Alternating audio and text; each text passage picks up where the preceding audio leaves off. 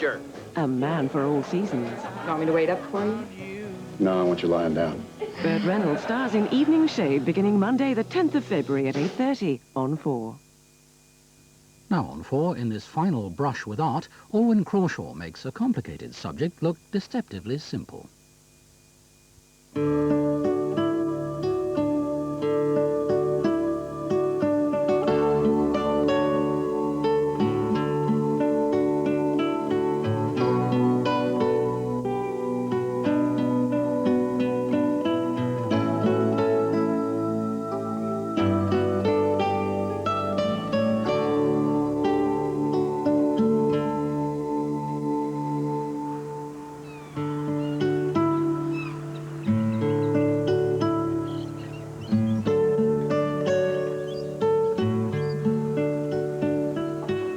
I'm in Brixham this week, and it's a lovely harbour. I'm in the harbour area, and it really is gorgeous. It's a more complicated subject than normal, but then you should be ready for that now. You've had long enough. What I have done, I've done some drawing, or in fact I've done the drawing, and I'll just point out one or two things about it. I'm working slightly larger, incidentally, than I have been during the series. I started with the church, and did the measuring, and you all know how to do that now, and worked down from the church and came down this main building here, and then worked sideways from it. I did get the line of the road here, which is very important, and got that in reasonably quickly, and then just worked around it. One thing I have done, because there's so many boats out there, there are really a lot of boats out there, I have taken some out in the foreground that would have been a little too large for the painting. So always remember that you can take things out as long as you know what goes behind them. And in this case, it's water. So I'm not worried that there's water behind it because we can paint water. So I'm ready to draw this now, or to paint this now. I'm starting, as usual, with the sky. And I'm using just two colours to start with, ultramarine and crimson. And we've got quite a few clouds about now, and unfortunately the sun is going in. But the one thing that we must remember with a complicated scene like this, that we want to simplify the sky. And by simplifying the sky, it's not going to, as it were, overcrowd the picture itself. So this sky is been simplified quite a bit.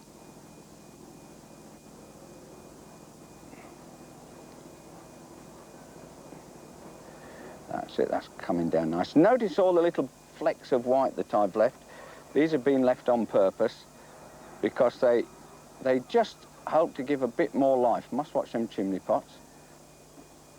Now I want this light enough because this has got to show sunlight. At the same time, I'm leaving flecks of white here and there and not going right up to the sky. And that's good actually on the side because it'll give it just that little bit more crispness. This side of the church will have shadows on. Now you see, that's just gone in there, that doesn't matter, that's lovely. Just gone into the sky there. Come round here.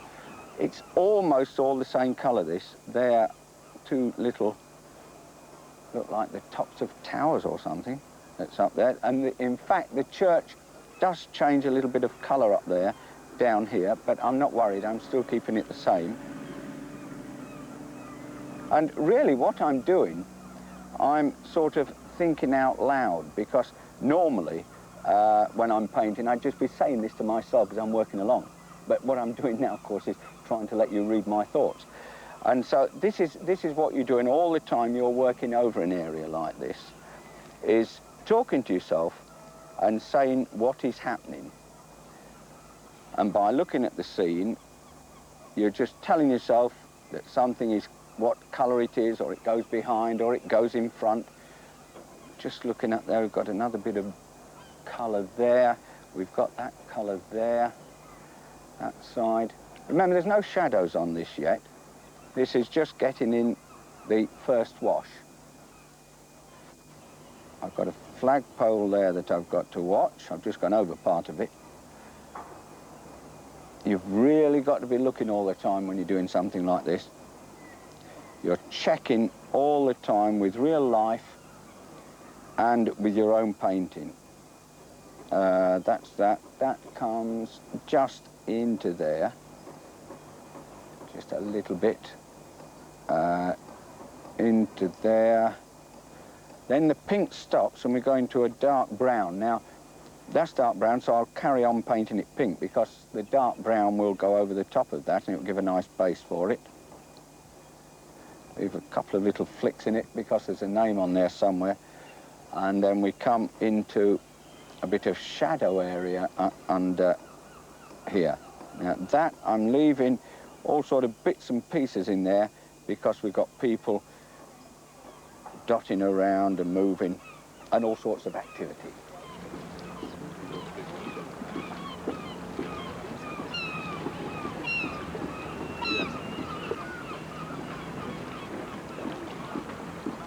Naturally, if you find that you're not, or your natural isn't drawing and you're not what you consider to be a good person at drawing, then what I suggest, you don't tackle subjects like this until you practice more, because there does need quite a bit of drawing in something like this to get it right.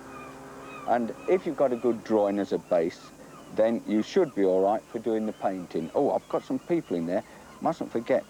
Let's just put that in because they're the railings that go around. But I mustn't, actually, I'm guessing this at the moment because a big van has parked itself in front. So there's nothing I can do with that. And then I've got to leave suggestions there so I can put some people in. Actually, I can go into those windows as well there. Remember, we've got people down here. Just go a weeny bit paler up here.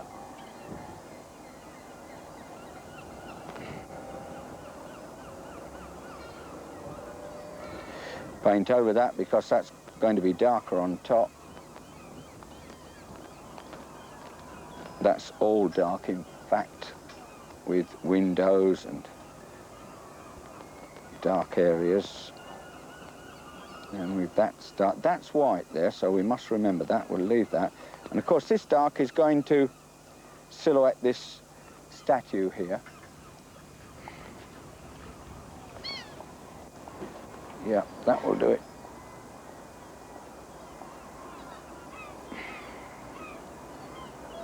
Notice I'm not painting right up to the edge. It gives more character if you sort of leave bits around the edge with a watercolour. Actually, I started doing this and just noticed there's a curtain in the top of that one, but I'll leave that out now, it's too late. But I will suggest a curtain in this one. And in other words, it's the bit at the top, this area here, that is the curtain. And there's another one down here. Now I think I'll do this in solid, this one. It's going to get too fussy if I try to suggest it in that one. There's a flag, so we'll leave the flag. Now we've got quite a bit of dark down here. So let's just suggest it to start with. And we mustn't forget we've got, it gets quite warm under there and more colour in it.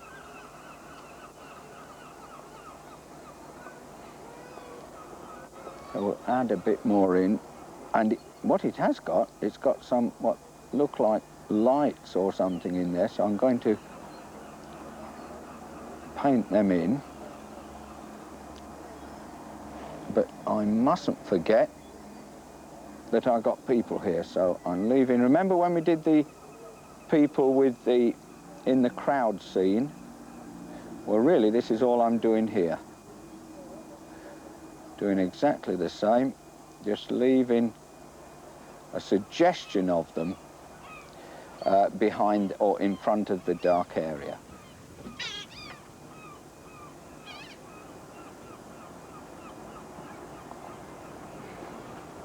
Now that, you see, in real life they're darker than that, but it would be too powerful for the painting.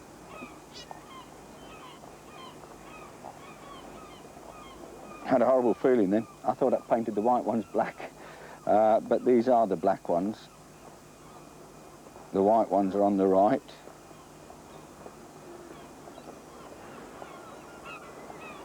They're the white ones. So we'll leave them. Over here we'll just put a couple of darker panes in there. I've just seen them, just to give a bit more character to that. That is darker under there. And it goes very dark inside.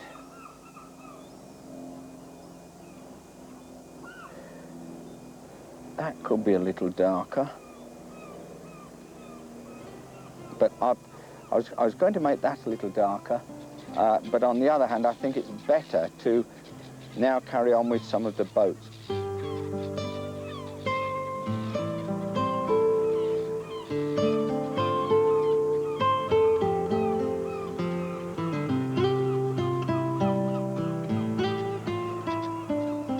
That must have been a dark colour under there, but I'll put it in blue at the moment because we can always paint it darker.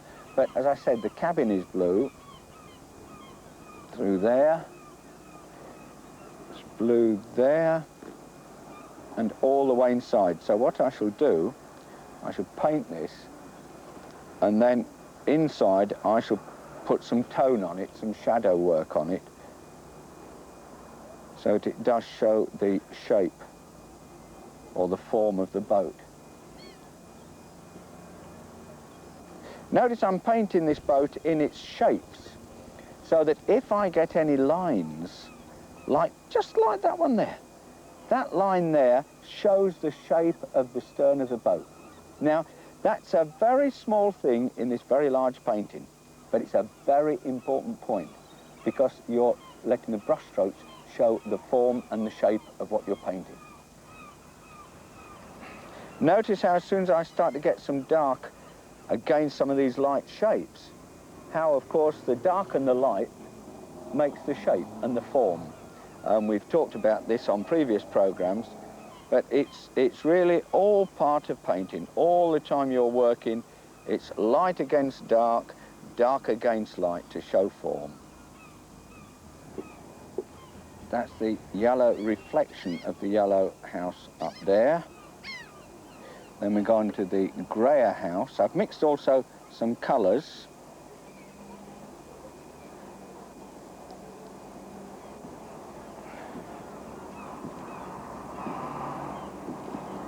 And there's a nice, that yellow ochre, darker yellow ochre colour here.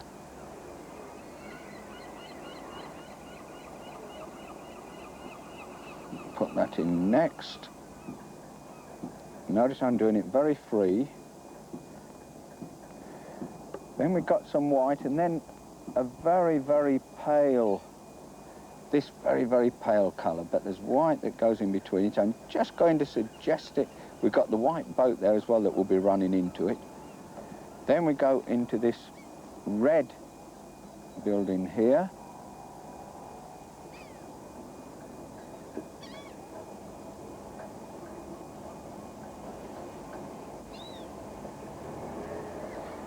White again for this, and then we're into grey. Now that goes that way, that goes, remember we always go the opposite way. In a reflection. Got a bit of blue coming under there. Running down through there.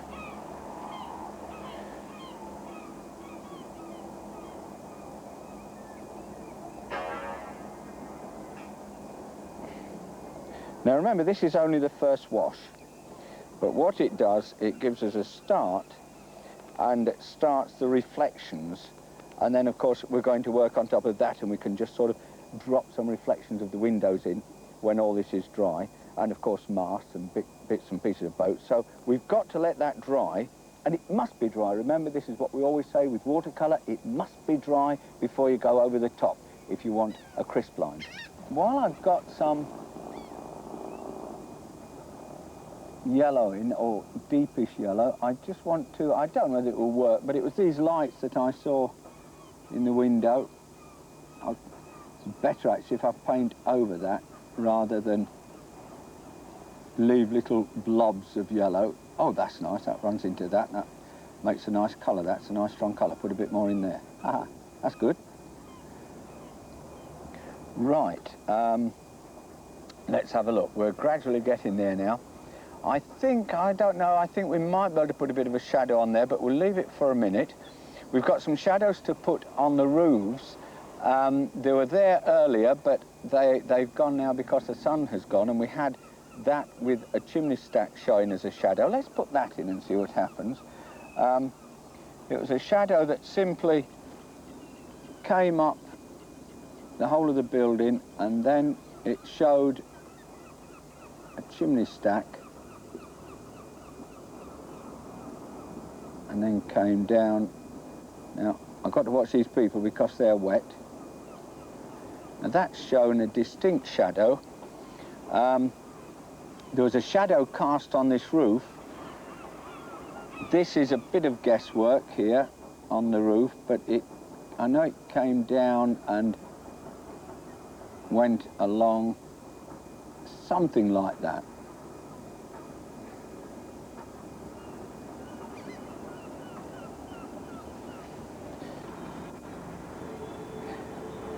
It just goes dark there on the edge, and then the bottom is dark.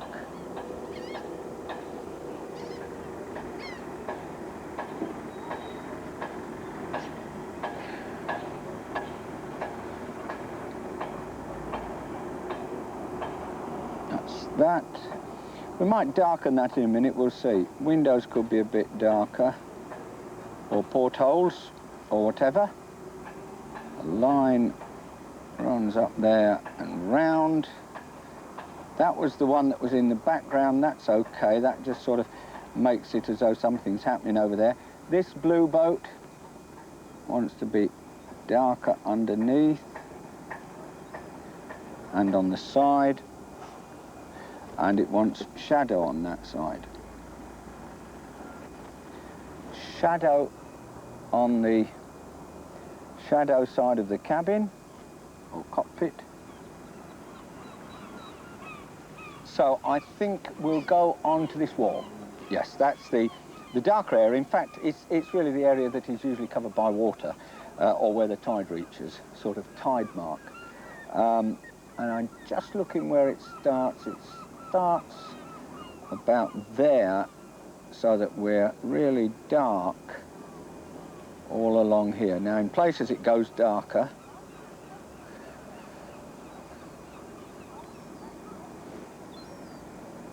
Let's take it along, a little bit showing there, along here, into there.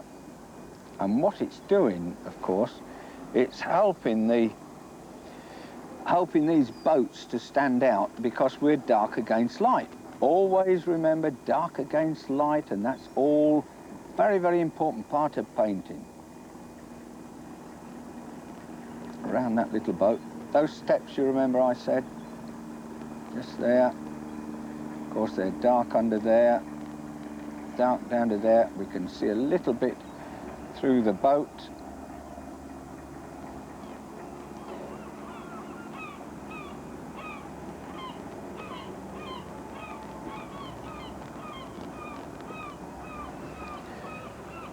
Right, oh, we have also got some along here. Let me have a look. Yes, we're along here on this part of the wall. Put a bit of dark in there.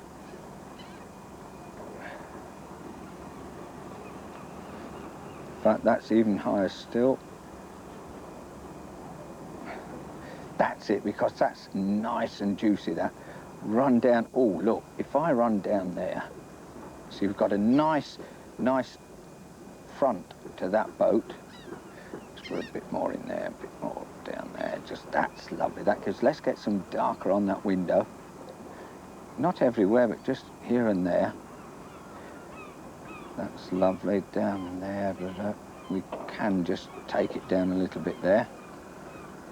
Now, that line is pretty. It is a pretty hard edge. That I'm looking at it.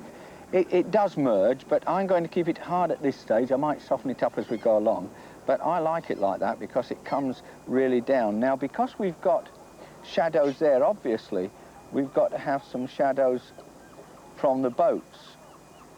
Now, half the shadows are guesswork, and that's simply because the sun's gone in again.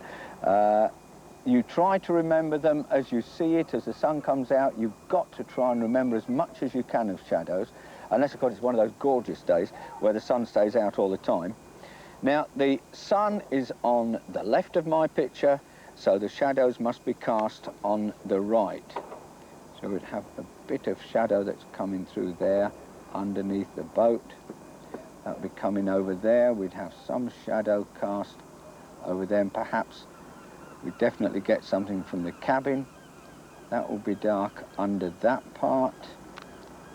And we will get a shadow there, and there'd be the sail.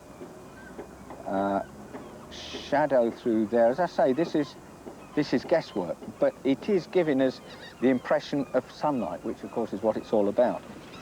That figure, that statue, the windows are definitely darker behind it.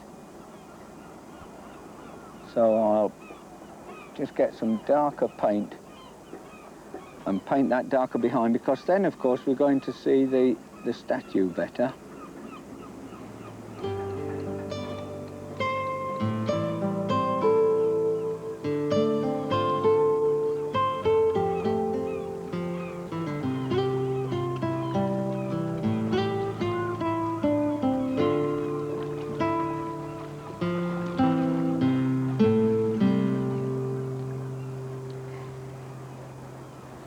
Mast up there. Now I think we'll put the red sail in. That goes up. I'm looking for sort of things that are, there's the flags, and there's in fact a bit of this statue that just sort of breaks in. Little bits of things that are trickling down, that. Now, I'm going to let that dry, and then when it's dried, I'm going to go over the other areas of the painting with sort of, not detail work as much as accents, sort of these little things that make a picture sparkle, and the things that make it look three-dimensional, and clean it up and give it life. A bit more under there. Now, these may look very insignificant, these little movements that I'm doing, if you like, but they do make a lot of difference to the overall picture. After all, everything is very subtle on a painting, and as we add all the little subtleties together, that, of course, is when it becomes a painting. If everything was very obvious, was overstated, then, of course, the painting wouldn't be a painting, it would be all wrong. So there's a lot of subtle things in a painting, and all these little subtle things have got to be added together. Actually, this is the nice part about a painting when you're finishing it off. Never get bored with this part. This is the bit that really makes the painting. But you've still got to remember, you've got to stop sometime. And it's difficult to know when to stop. I suppose the only way I can say when to stop, really, is when you're sort of looking for things rather than doing them. If you're looking for something to do, then I think you've just about finished it.